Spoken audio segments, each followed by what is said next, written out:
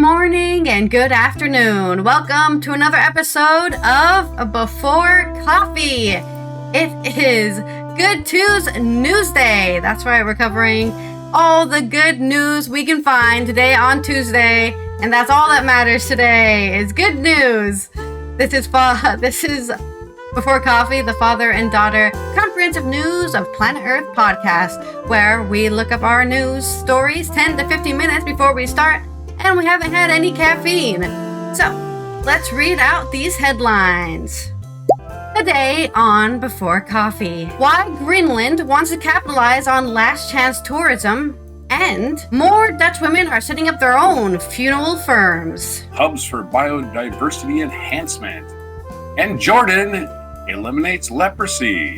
Tobacco and vapes bill to be introduced in Parliament in the UK. Conservationist snapped up an English estate, and total net greenhouse gases are dropped to 8% in Europe. These were tough dudes and notoriously romantic. Why lowrider soul, LA's music, and car subculture still thrives. And it's National Love Your Red Hair Day, which I do have some red hair mixed in with my gray, so it's my day. November 5th, which is also Election Day in the United States. November 5th, 2024 on Before Coffee.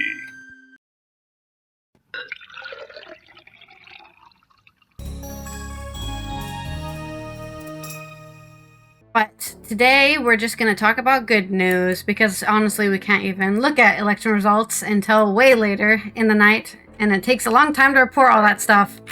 So, and it's only we'll do it tomorrow. 6 a.m. I'm sure everyone will know tomorrow. Won't even need to be on the news. Tomorrow's when you get the election results. Yeah. So, let's talk about Greenland. Okay, or we can just not talk.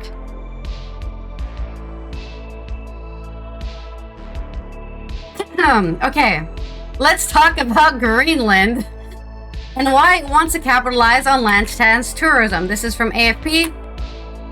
The effects of global heating are at their most pronounced in the Arctic. Michael Hall, a University of Canterbury professor and tourism expert, told the AFP. Global warming accelerates the loss of the Arctic sea ice in summer, as well as the melting of permafrost, ice shelves, and glaciers, he said, referring to elements that contribute to the island's uniqueness. Across Greenland, locals are witnessing firsthand the effects of global warming. On the southwestern coast in Montesuk, the sea ice has not been solid enough to walk on since 2018. Residents have seen it shrink from year to year in addition to less abundant snowfalls. But that's not just bad news, but there's good news, because tourists are nonetheless awestruck by the vistas of Greenland. It's a terra incognita, says Amy Yankovic, a 55-year-old American tourist. The Texan native traveled for almost 24 hours to get to Greenland, taking 3 connecting flights. Tourism accounts for around 8% of global greenhouse gas emissions, according to the United Nations, most of which is attributed to transportation. There is a kind of last chance tourism, where visiting these endangered sites is about wanting to see them before they disappear, said Emmanuel Salim, a geography lecturer at the University of Toulouse in France. He said similar destinations such as Churchill in Canada, known as the polar bear capital of the world, have tried to position themselves as places for learning about the environment, so they're turning a negative result into a positive result. But while such destinations can raise awareness about better environmental practices, their carbon footprints continue to rise, he lamented. Developing tourism in a fragile environment is a tricky balancing act. Mitigation of impacts of global heating on the Arctic is a global responsibility, said Hall, adding that current mitigation attempts are greatly inadequate. Greenlandic authorities insist they want a prudent development of tourism sector in order to create jobs. In recent years, we've seen that young people have started to become tour operators. Mantasuk Mayor Gideon Libreth told AFP, "We're very, very happy because young people have been leaving here for Nuuk, to live here. But now they're coming back. Clearly, such developments will usually be seen as a good idea, at least in the short term," Hall said. So it's a good and bad balancing act, but they're trying to turn it into a positive thing. But Michael Hall is a negative Nancy, I guess. Oh, yeah, well, it's still bad. In other news, this is from Hanneke Sanu on Dutch News. The amount of funeral directors that are women has grown by 67% in the last 10 years to a total of 3,110. Oh, sorry, 3,100. Figures from the Chamber of Commerce, the KVK, has shown. In particular, more women are opting to set up their own funeral firms.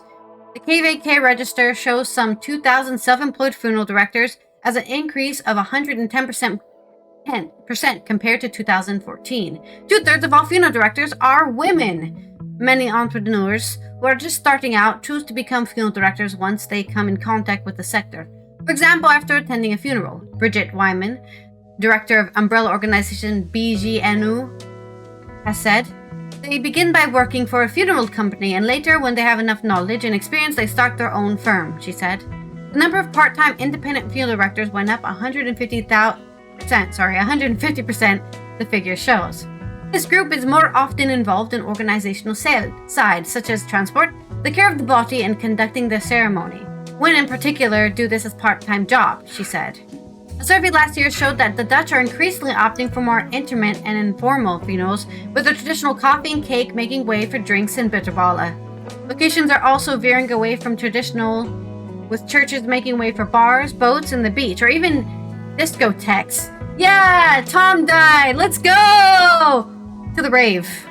The Dutch preference for cremation over burials because the cost and grave maintenance is still growing, the survey found, with 77% of people now opting for the crematorium.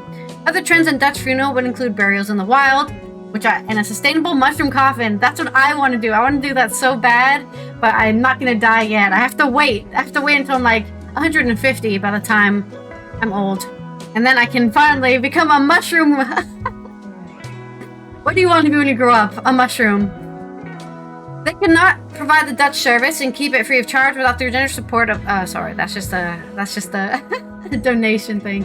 But yeah, so this is great news, not only for Dutch businesswomen who want to get into becoming funeral directors, but it's also great news for people who die, because I don't know if you know this, but men just can't leave women's bodies alone, even when they're dead.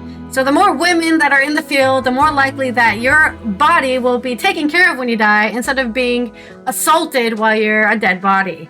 So great job, women, for setting up your own funeral firms and taking care of the dead, and the organizational side and transport and care of the body.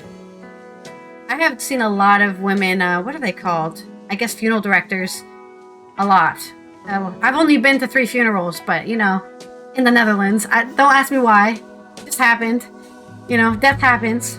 And it was a woman every time. And we did also go to get coffee and cake and stuff like that. Go to the bar. Yeah, it's definitely, I can say for the funerals I've gone. Yeah, some nice funeral cake. Anyways, there's my 2 decently positive news stories. On to yours. Okay, we got 2 good news Newsday stories. I can't talk either. We'll try. So it must be dry in the demonstrate air. how solar farms can become hubs for. Sorry? It must be dry in the air for both of us. Probably. It's all that snoring I do with my mouth open. GoodNewsNetwork.org from Andy Corbly. Experts demonstrate how solar farms can become hubs for biodiversity enhancement at every level. In the same way that artificial coral reefs, let's start over. Let's make no mistakes this time. In the same way that artificial coral reefs can jumpstart marine ecosystems, solar farms, if they are constructed properly, can create more biodiversity than agricultural fields. That's the key point, and a coalition of Australian planners and researchers are trying to get across to land developers in the state of New South Wales, where a flat, grassy, sometimes riparian ecoregion called the Tablelands is seen as an optimal place for solar power stations. In a planning guide entitled Better Biodiversity on Solar Farms, Innovative Strategies and Evidence are compiled that show how solar farms, often criticized as land-hogging eyesores, can be set up in a way that not only makes room for native biodiversity, but contributes actively to its flourishing. Strategies are referred to as agrivoltaic agrivoltaics, I guess, or conservationist. Okay. All right then. Regarding the former, GNN has already reported that it can benefit biodiversity and can include obvious strategies like allowing native grasses, herbs, and forbs. What's our forbs? I don't know what a forb is. And forbs to grow underneath the solar panels, which can remain pasture for animals like sheep and cows. In both strategies, nature can complement technology. Rich ground cover vegetation growing underneath a solar panel has been shown in multiple studies to keep the panel cooler, thereby allowing it to generate electricity more efficiently. Surrounding solar farm with high hedge of native shrubs blocks the accumulation of dust and dirt blown off country roads, while also offering a haven of shelter and security to many native species. Planning a renewable energy development offers a chance to consider shared land use, NSW Regional Coordinator for the Community Power Agency, Heidi McElnius, explains. We know from projects being developed in Europe, the US, and now emerging in Australia, that the conservation and agriculture don't need to come off second best to renewable energy. The guide suggests that degraded agricultural land makes for a perfect site for solar projects, as the landscape needs to be regenerated eventually anyway, while existing infrastructure like roads and grid connections can save developers money. In other cases where new developments are taking place, byproducts of leveling the ground, such as rocks and logs, can be set aside for later use, reconstructing habitats for reptiles and insects in and around the solar farm. Similar to artificial reefs and aquatic ecosystems, solar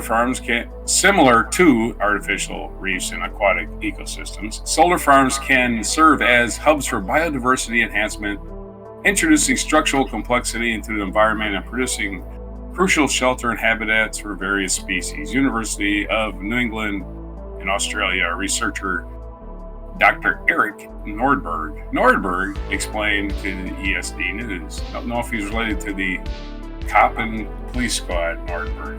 Just a joke. Bad joke, but if you saw Naked Gun, you know that O.J. Simpson played Nordberg. Anyway.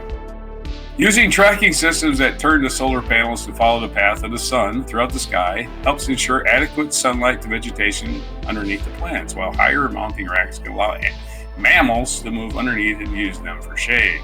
Any developer looking to build in the NSW countryside has to assess the biodiversity score of the property pre and post development via points total and pay for credits to make for each point lost under a certain requirement.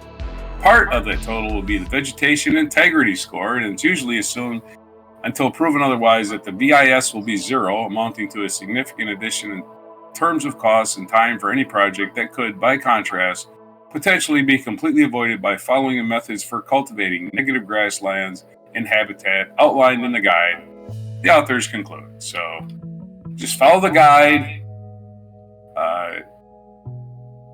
plant native vegetation, and keep them a little bit higher off the ground. The solar panels work better when they get more air flow underneath. So putting them directly on the ground is always the worst part. In other good news, Jordan has eradicated leprosy. The country of Jordan has recognized the first world in the world to eradicate leprosy. This is also from Andy Corbley, Good News Network. It is a disease that has been plaguing commoners and kings alike for millennia, as well as armadillos. But for the first time in history, a country has completely eliminated leprosy. The Hashemite Kingdom of Jordan has completed its amazing achievement, its first country ever to be recognized as doing so by the WHO, World Health Organization, whose Director General, Dr.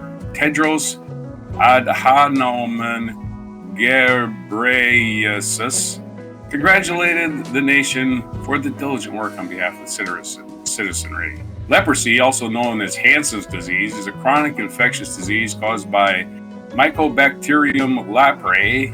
It similarly affects the skin, the peripheral nerves, and mucosal surfaces of the upper respiratory tract and eyes. Left untreated, leprosy can cause permanent damage to the skin, nerves, limbs, and eyes. Early diagnosis and treatment can prevent disability. Leprosy is considered a neglected tropical disease, an NTD, that still occurs in more than 120 countries. More than 200,000 new cases are reported every year. It famously affected King Baldwin IV, the Crusader monarch of Jerusalem for the 18th century, who is said to have worn a mask and veil to hide his disfiguration from his subjects.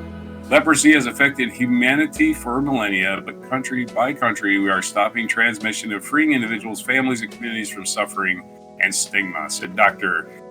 Ghebreyesus. Jordan's success in targeting transmission saw the country go without any reported autochthonous cases of leprosy for over 2 decades. And after a thorough review by the WHO investigation team, it was awarded the distinction of being the first to eliminate the disease entirely. Jordan's elimination of leprosy is an achievement that will transform the discourse around the age-old stigmatizing disease, says WHO Regional Director, Eastern Mediterranean, Dr. Hanan Balkhay. It is the first country to achieve its target globally. Jordan stands as an inspiration to other countries, encouraging them to enhance their efforts and overcome barriers to achieve this remarkable feat. The announcement follows on the heels of Egypt's recognition as being a malaria-free country, which we reported on recently. There's your stories on Good News Newsday. Good news from Jordan, good news from Australia. Woohoo! Love to cure diseases that have been plaguing people. I mean, last week we talked about getting rid of malaria, right? So, getting rid of more diseases so nobody has to suffer from them anymore. Well, mostly nobody. I'm pretty sure when you get rid of a disease, it's like a percentual, like 1.1% of people have this disease, you know? That's basically, you've defeated it. Alright, speaking of diseases, let's talk about the tobacco and vapes, which help give people all sorts of problems with their lungs specifically, but also their throat and their mouth. And it looks like the UK is putting in a bill in the Parliament to ban them from certain areas completely. This is on The Independent by Storm Newton. Proposed legislation aimed at creating the first smoke-free generation is set to be introduced in Parliament. The Tobacco and Vapes Bill, which prevents anyone born after January 1st, 2009 from legally smoking by gradually raising the age at which tobacco can be bought, will be introduced in the House of Commons on, today, Tuesday. It is hoped the historic legislation could save thousands of lives and protect the NHS, according to ministers. Indoor smoking bans powers could be also extended to the same outdoor spaces, with children's playgrounds. I 100% agree with that. Nobody should be smoking by a children's playground. Outside schools and hospitals being considered. Yeah, why are you going to a hospital and smoking? Just do it somewhere else. The bill will introduce restrictions on vape advertising and sponsorships, as well as restricting flavors, displays, and packaging of e-cigarettes to reduce their appeal to children and young people. Disposable vapes will be banned as of June 1st, 2025 under separate environmental legislation. Yeah, I'm sure all those hard plastics are great for the environment. Health Secretary Wes Streeting said, "Unless we act to help people stay healthy, the rising tide of ill health in our society threatens to overwhelm and bankrupt our NHS. Prevention is better than a cure." Indeed, this government is taking bold action to create the first smoke-free generation, clamp down on kids getting hooked on nicotine through vapes, and protect children and vulnerable people from the harms of secondhand smoke. This historic legislation will save thousands of lives and protect the NHS. By building a healthy society, we will also help to build a healthy economy with fewer people off work sick. Sorry, I can't come up to work today. My lungs died. Oh, okay. Well, maybe you shouldn't smoke. A similar bill was tabled by the previous government, the Tories, but was shelved as a result of the general election being called. The proposals were later revived by the Labour government in July. They were like, this was a great bill, let's bring that back. In August, reports suggested ministers were considering banning smoking in some outdoor areas, such as beer gardens and outside stadiums to improve public health. However, last month, The Guardian reported that Downing Street is now blocking the move. According to the Department of Health and Social Care, the number of cancers caused by smoking has increased by 17% since 2003. 20 years, 1% every year almost. Dr. Ian Walker, Executive Director of Police of Cancer Research UK, said, "Today is a significant step forward in the journey to creating a smoke-free UK. By increasing the age of sale of tobacco products and properly funding cessation services, the government can build a healthier future, prevent cancer, and protect people from a lifetime of deadly and costly addiction." Why don't they just I guess they can't just tell the companies who sell these things that they're illegal. You're not allowed to be a company anymore. Stop I mean, if they can stop somebody from manufacturing methamphetamines, why can't they stop people from manufacturing tobacco? Right. I feel like if you really care, you should just do that. Out of the ground. I don't know. Yeah. It grows out of the ground. But no, I'm talking. Methamphetamine. Yeah, but vapes, and actual tobacco like that people buy from cigarettes. Those are. They made them illegal in the United States. The flavored ones. They're produced, right? They're produced by somebody. Oh. Somebody makes that into a product. Somebody has to extract the nicotine, right? Exactly. So you can't make tobacco. I'm not saying make tobacco illegal, but making tobacco into something should be illegal, right? That's why tobacco products specifically, right? Nicotine gum is helpful. Yeah. Nicotine gum helps people get off cigarettes, so you can't ban that. So I don't know. What do you want? Yeah. I'm just saying. Live and let live. Don't ban anything. I'm just saying. Well, I wish I felt that way if I didn't have asthma from people smoking around me as a child. I guess I have a personal vendetta. Make it illegal to smoke in public. It's illegal to smoke in public. It already is. Yeah. Okay. I mean. So where was I? And you just politely tell people to put their cigarette butt on. If they don't, we urge all we urge all MPs to prioritize the nation's health by voting in favor of the bill, ensuring that historic legislation is implemented across the UK. Professor Sir Chris Whitty, Chief Medical Officer of England, welcomed the introduction of the bill. He said, "This is a major piece of legislation which is passed will have a positive and lasting impact on the health of the nation. A smoke-free country would prevent disease, disability, and premature death for children born today for people long in the future. Smoking causes harm across the life courses from stillbirths, asthma in children, cancer, strokes, and heart attacks to premature dementia." I had no idea about that last one. Hazel Cheeseman, Chief Executive at Action on Smoking, ASH, described the bill as a world-leading piece of legislation. It opens up an important debate about smoking and how long we are prepared to tolerate the incredible harm it does to our society.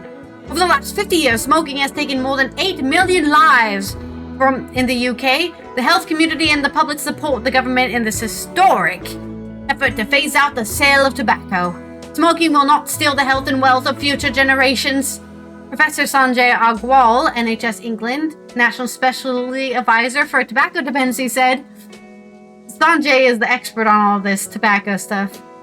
NHS treatments, including nicotine replacement therapy, are helping thousands of adults each year to live healthier lives. We have seen adult smoking rates drop by more than half in the last 3 decades.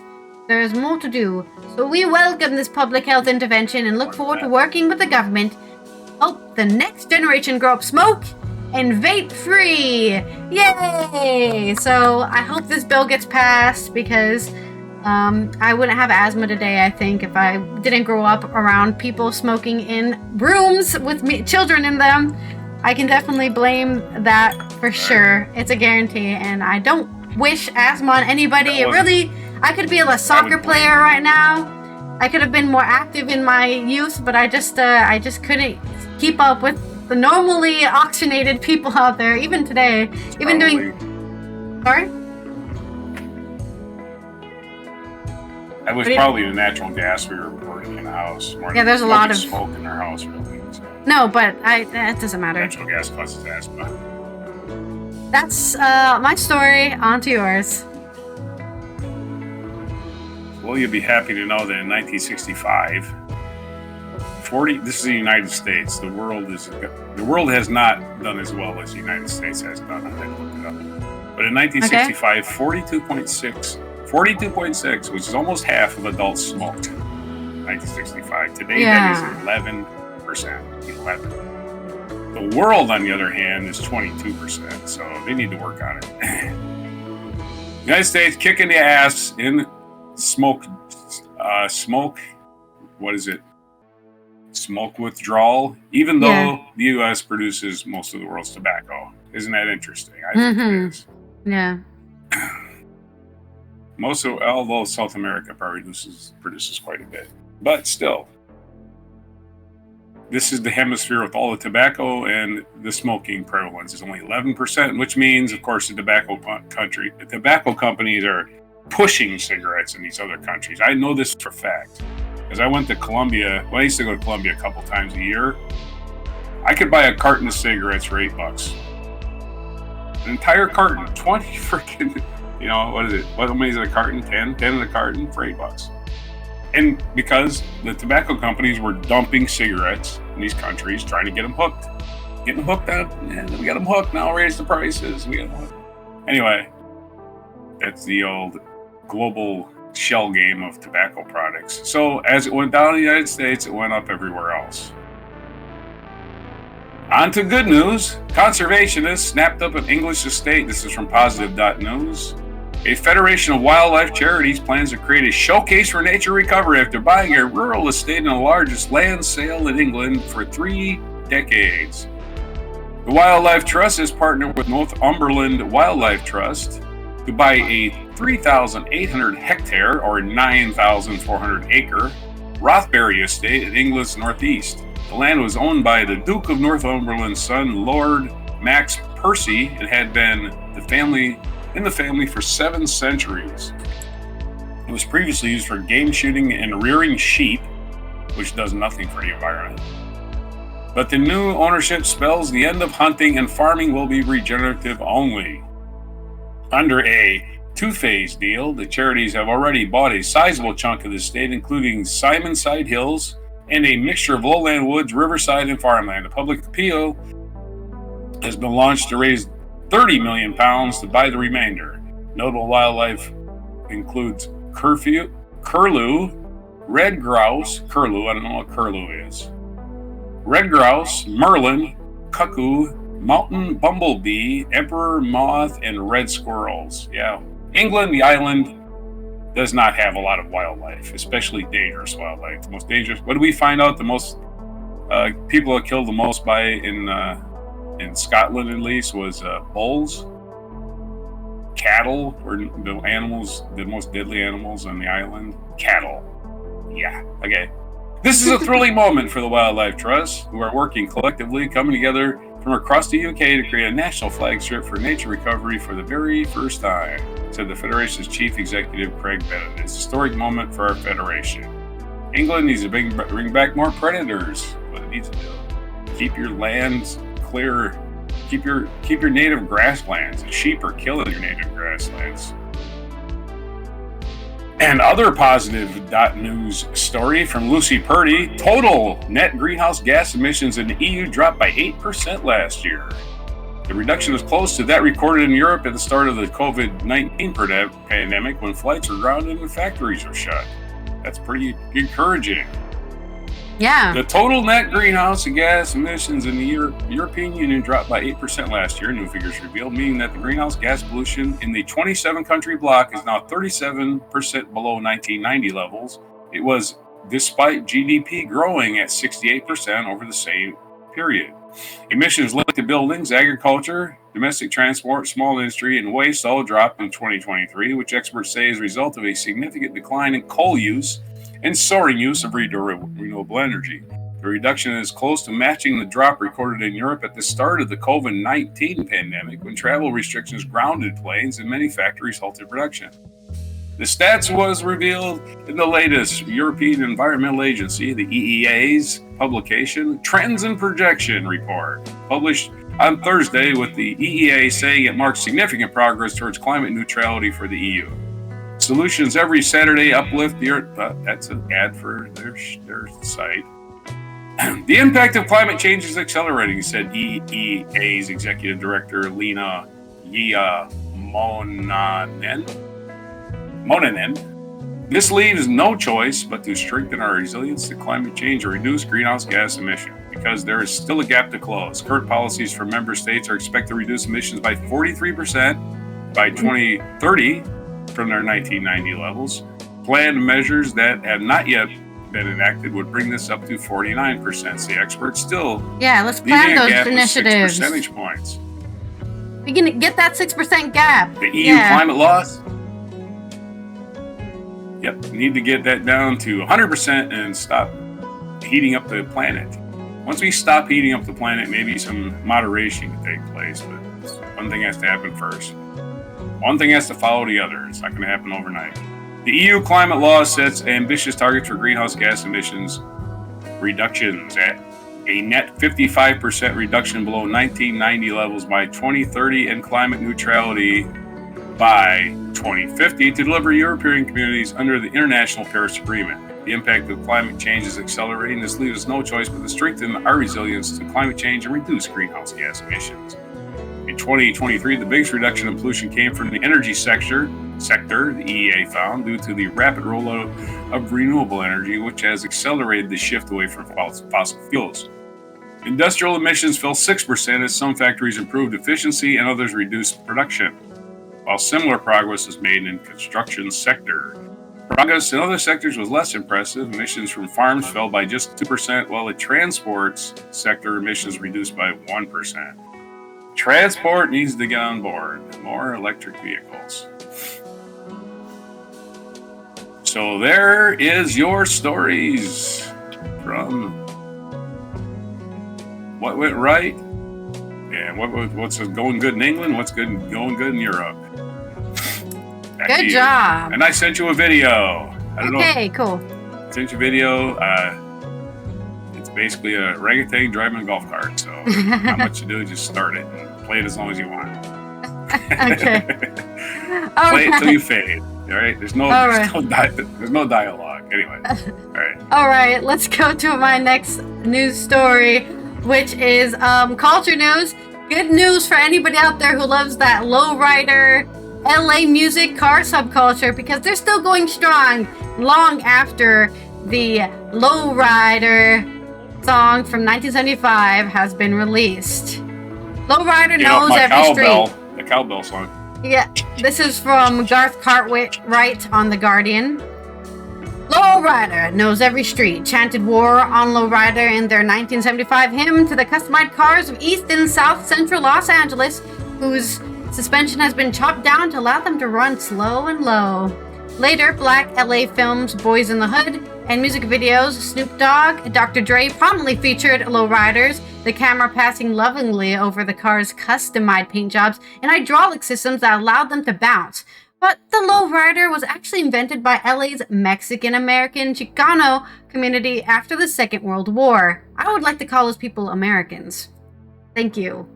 And the original Americans, one could argue, and their drivers didn't listen to rap, but lowrider soul, Gaelic R&B songs that remain their preferred soundtrack for cruising. And they also wore those shirts. You know the shirts, man, like with the collar and like I can't explain it. It was a 90s thing. You had to be there. Lowrider soul constitutes a paradox. Lovelorn ballads aren't what you might expect these often extremely macho drivers to listen to. Well, these lowrider guys were tough dudes, many street and prison hardened, but they were also notoriously romantic, says Luis J. Rodriguez, the celebrated Chicano poet and author who grew up building and driving lowriders. I think many of us hung out on the illusions of family and home because we didn't have good families or homes. Those old R&B and songs spoke to our depths. This remarkable auto-musical subculture is now having a moment. In October 2023, the California State Assembly rescinded all remaining laws prohibiting lowriders. These statutes had been on books for decades, probably racist. Right? Oh, those Mexicans are having fun! Stop them! They're destroying society by being Mexican!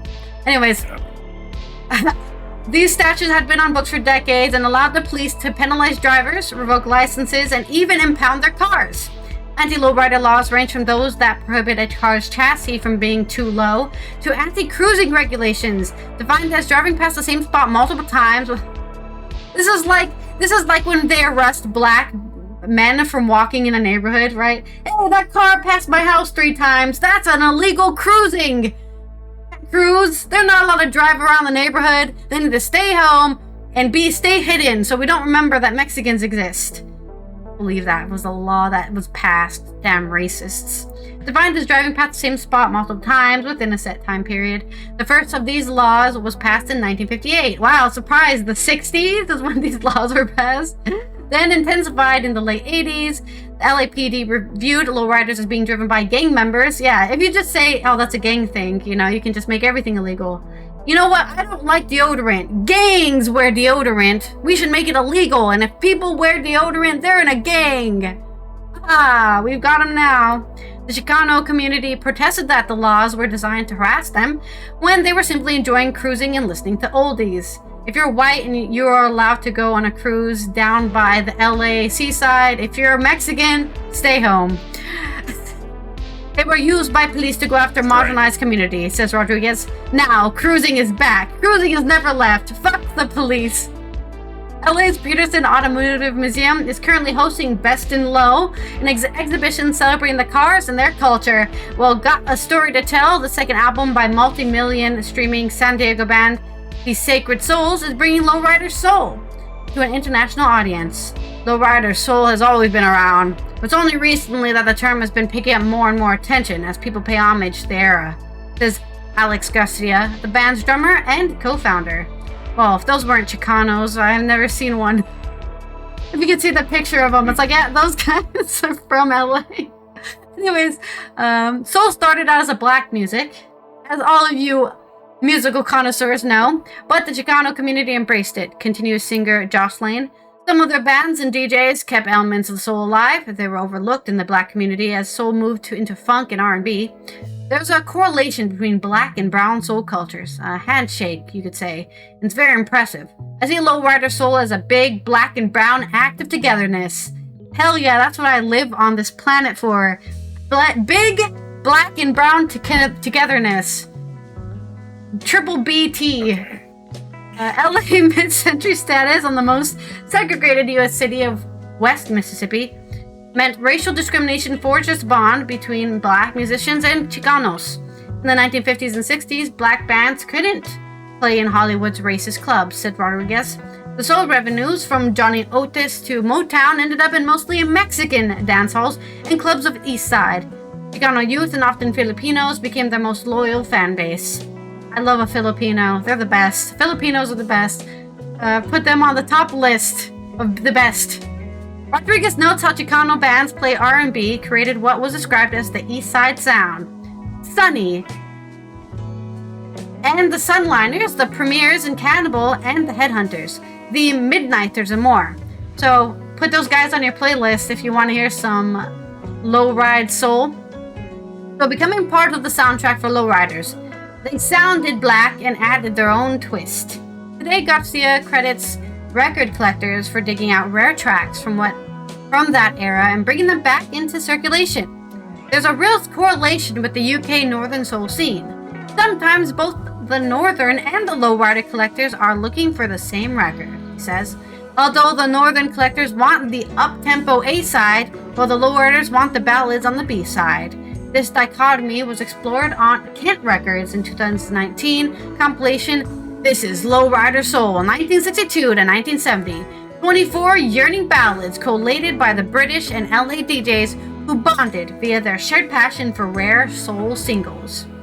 The Sacred Souls are among a growing number of groups continuing to update their lowrider soul with original material while staying true to the genre's analog sound. Another outfit, the Sinceres, played London's Jazz Cafe this week, and Garcia credits Sinceres bandleader Joey Quinones with doing a great deal for repopularizing classic soul music in the Southern California.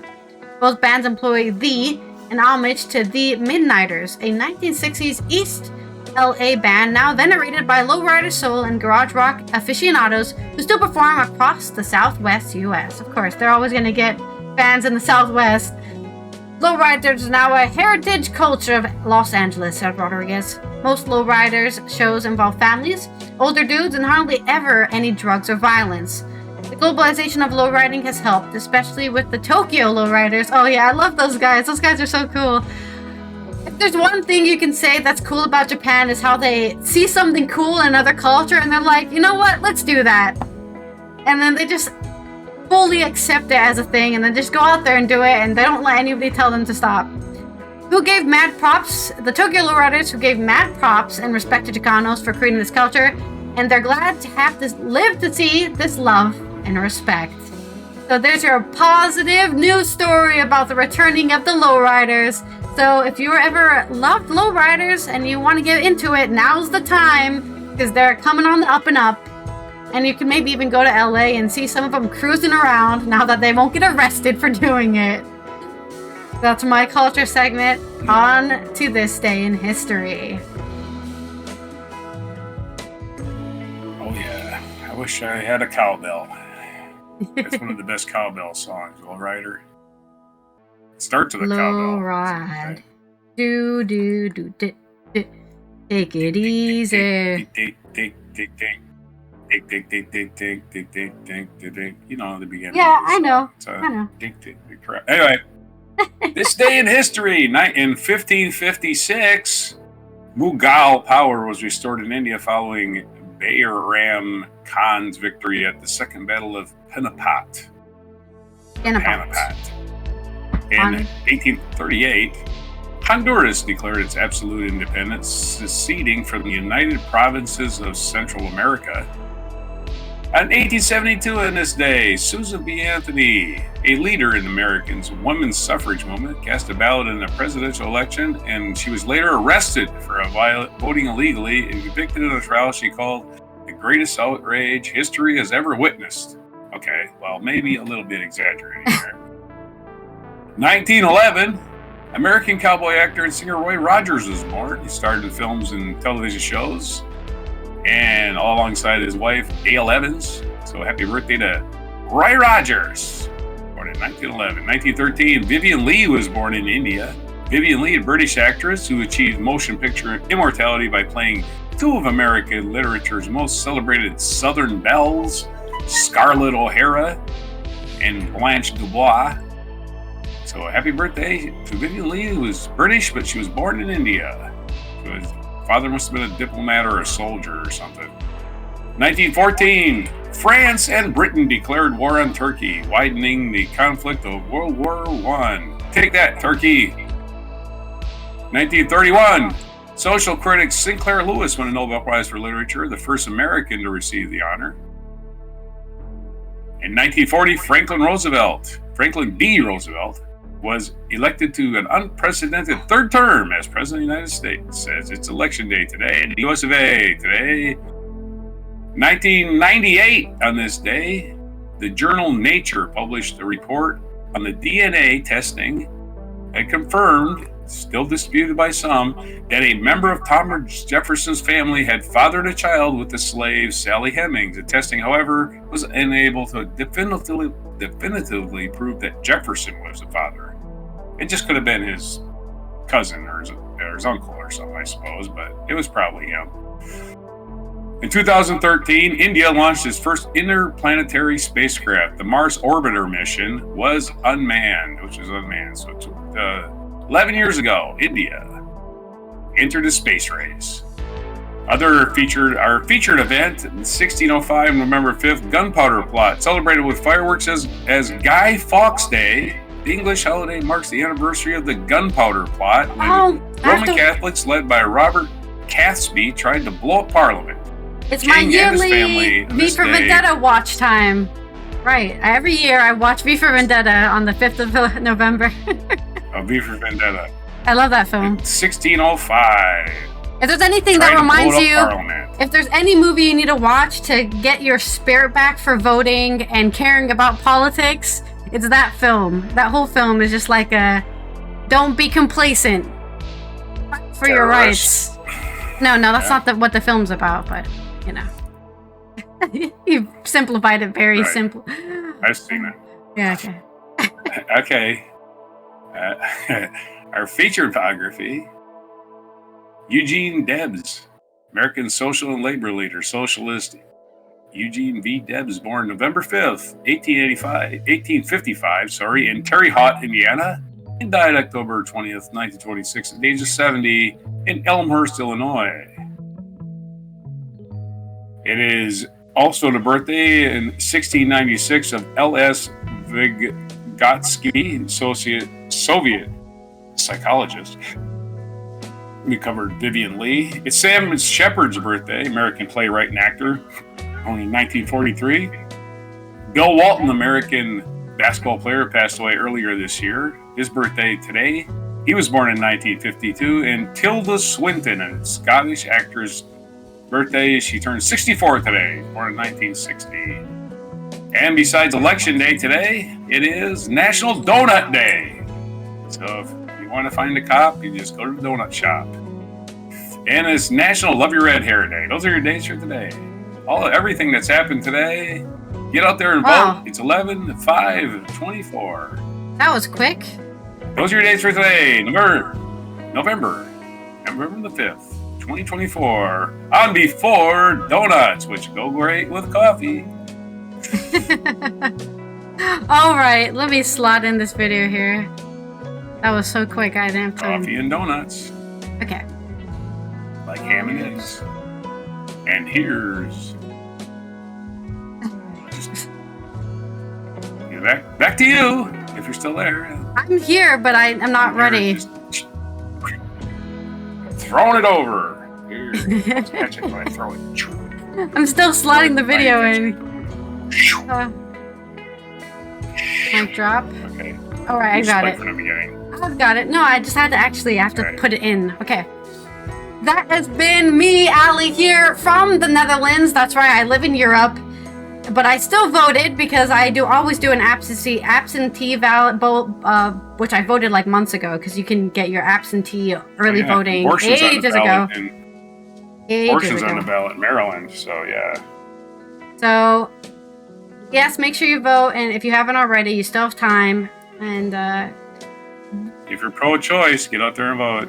Tomorrow we will have a Wacky and Weird Wednesday. We'll be covering the wacky and weird news, and hopefully there's nothing wacky and weird about tomorrow, because I think everything should just be as expected.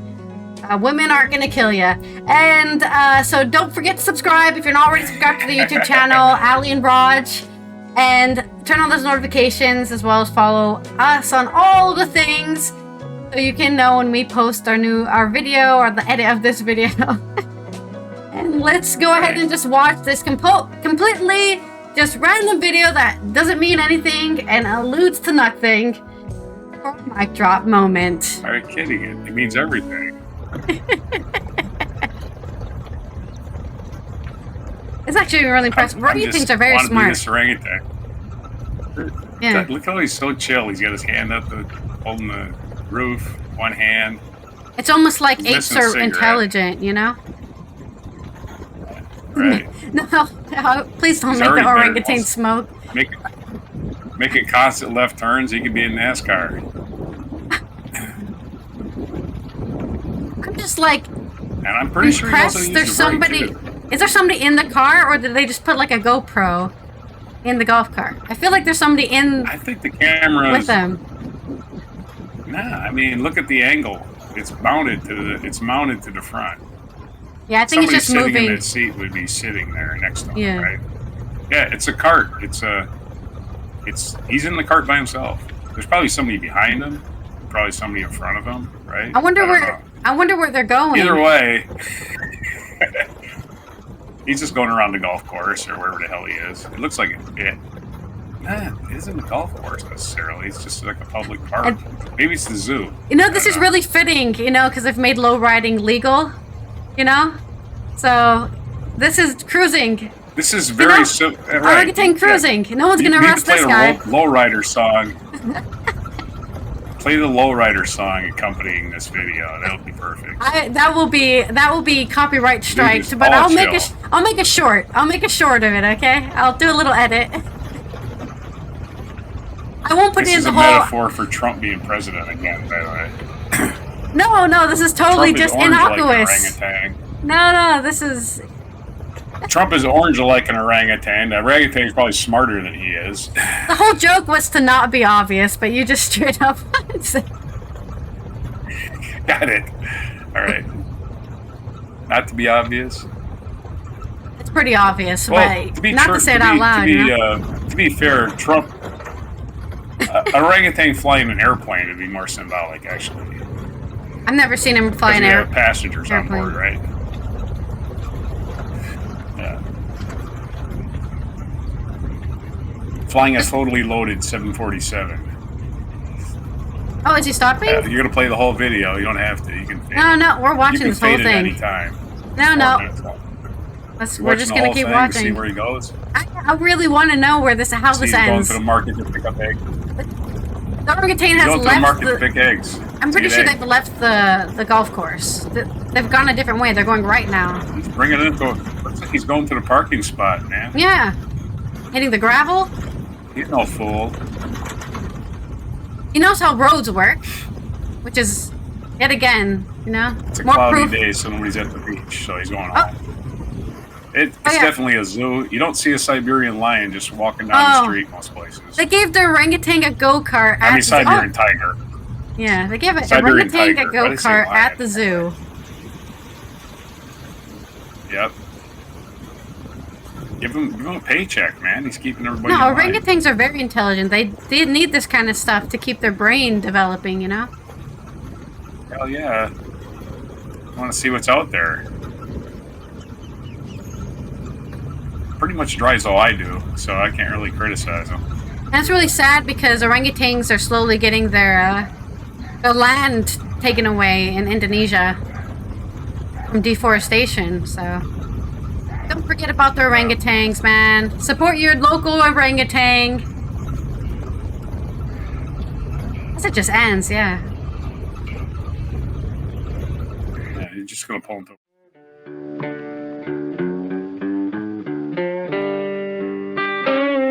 Be sure to hit the like, subscribe, and notify buttons, and follow our other channels, Toxic Alley, History of Gravy, and Scratchy Old Records.